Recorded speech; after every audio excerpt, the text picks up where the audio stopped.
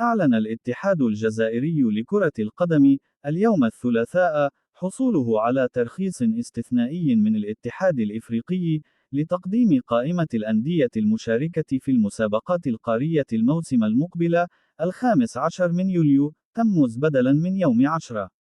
وقال الاتحاد الجزائري في بيان له عبر موقعه الرسمي: بعد تقديم قائمة الأندية المشاركة في المسابقة القارية في الموعد المتفق عليه سابقا، طلب الاتحاد الجزائري الحصول على تمديد حتى يوم السبت المقبل من أجل معرفة اسم ثاني ممثل للجزائر في دوري أبطال. ويشكل قرار التمديد صدمة كبيرة لإدارة شباب قسنطينة، التي باشرت منذ فترة الاحتفال بالمشاركة القارية الموسم المقبل، بعد أن ضمنت التواجد في المركز الثاني قبل يوم 10 من يوليو تموز، الموعد الأول لتقديم قائمة الأندية.